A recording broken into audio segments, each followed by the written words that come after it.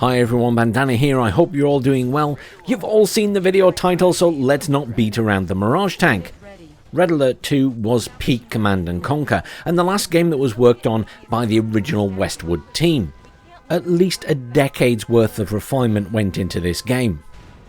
Random trivia, did you know that at the time EA originally acquired Westwood for $122 million US, their games actually had a 5 to 6% share of the entire PC market? Can you imagine in 2024 how many games 5 to 6% of the entire market would be? Well, imagine no more. Over 1.8 billion PC gamers, 5% of that would be 90 million. Now consider the highest selling PC game is PUBG with 42 million sales. Doesn't it just got to show how much tastes have changed and how much weight Westwood probably had back in the day? Something to think about. From the dark, dingy, depressing depths of Tiberian Sun rose the phoenix that is Red Alert 2. Just the right amount of quirky comedy with some serious, menacing overtones provided by the great Udo Kier as Yuri. A massive refinement over the original Red Alert, with distinct factions and the option of choosing a specific nation with an additional special unit. And while all the Frank Lepaki music is solid over the various games, let's be fair again, Red Alert 2 had some of the best bangers. Brain freeze, anyone? For those of you who are sat there at this stage trying to profess some other game is your favourite, all I have to say to you is, your feeling of helplessness is your best friend, savage. Feel free to come at me in the comments.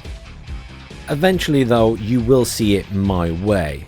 The human brain is a Pandora's box of electrical charges we can only begin to understand.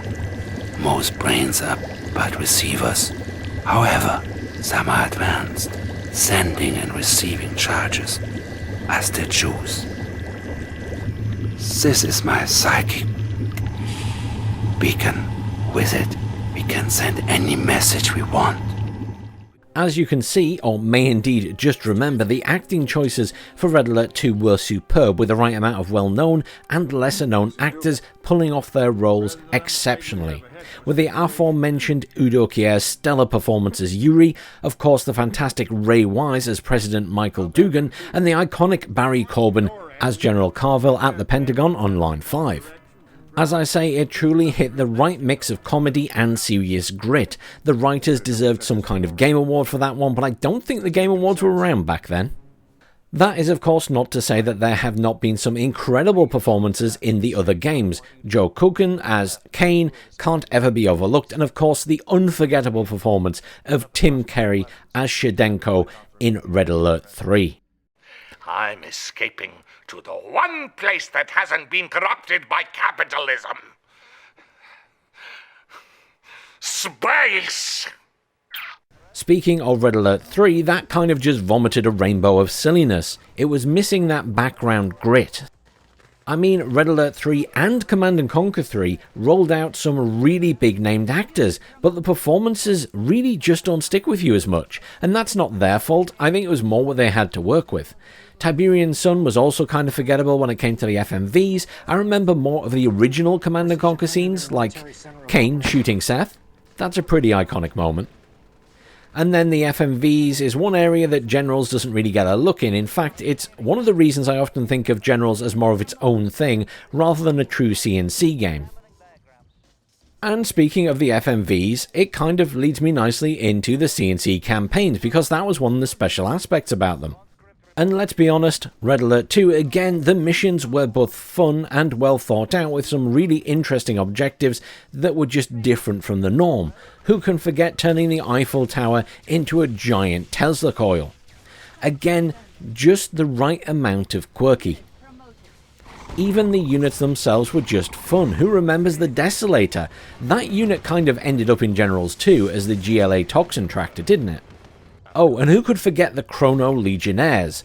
Answer, nobody who was playing against me when I popped into their ore field and deleted their miner from time, that's for sure.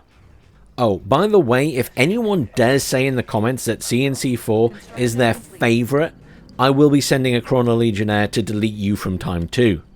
Oh wow, I almost forgot the mind-controlled giant squid. What an iconic unit. And as much as the units were a bit crazy, they had some impressive balance going on. Combat was always varied and interesting. It was not just about spamming one unit. Rock, paper, scissors approach at its best. The units also had some really cool voice lines, though some of them probably wouldn't be allowed today. Oh dear, let's move on quickly. Here's another question for you all. Out of all the super weapons in all the CNC games, what is your favourite? There have been some really fun ones, but I think out of all of them, for me, it was the Chronosphere. You could do so much silly stuff with it, like teleporting a bunch of your enemy vehicles into the sea, or ships onto land, and then second to that would probably be the Genetic Mutator. Go figure, they're both from Red Alert 2. So at this stage we can say that Red Alert 2 had the best acting, the best campaigns, the best units, the best super weapons, oh and of course the best music. Did I miss anything? I know, its art has aged incredibly well. It's like fine wine, it still looks really good. The earlier games just don't hold up as well, and the 3D ones that came after, well, early 3D looks like early 3D, right? There's no escaping that it just looks very blocky and the textures weren't great. Poor Command & Conquer Generals. You were a lot of fun, but you were not a pretty game. Okay, things got a little bit better when you headed into Command & Conquer 3, and Red Alert 3, because of its slightly cartoony graphics, I guess that choice meant that it looks a bit better than the others. The advantage of making something look cartoony, right? Borderlands fans know what I'm on about. Gets you out of a few sticky situations with your game looking old in 5 years' time. And I'm still pretending the last CNC game doesn't exist, so we're not going to talk about that or say its number again or anything. Okay, so I could now go into the controversial topic of mods, and which game has the best mods. Let's be fair, again, Red Alert 2 does have the Omega mod, which is huge and a massive campaign, and it's been worked on for years, but there are so many good mods out there for Command & Conquer games.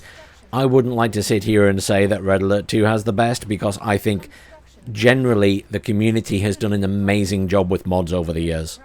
So I'm not going to take anything away by saying one game has better mods, because at the end of the day, the modding community has carried all of these games beyond what Electronic Arts ever did, with minimal support, and, you know, even beyond what Westwood did with the games.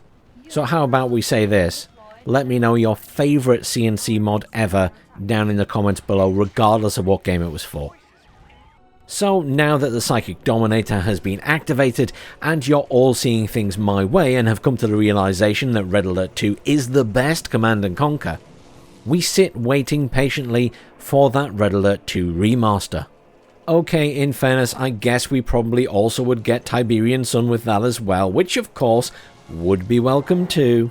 But why won't you give us what we want, Electronic Arts? Why instead do you insist on doing stupid things like deciding you're going to put adverts in games that people have already paid for? Is it that you're in a competition with Ubisoft to see who can do the stupidest thing? Anyhow, I digress, because that is an entirely different conversation, an entirely different video.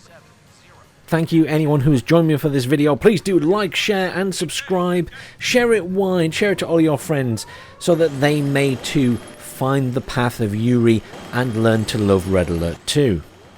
And remember, by the way, even if we're not getting a new Command & Conquer or a new Command & Conquer remaster, there are loads of good RTS games on the horizon, so don't lose faith. Thanks for watching, I'll see you all soon.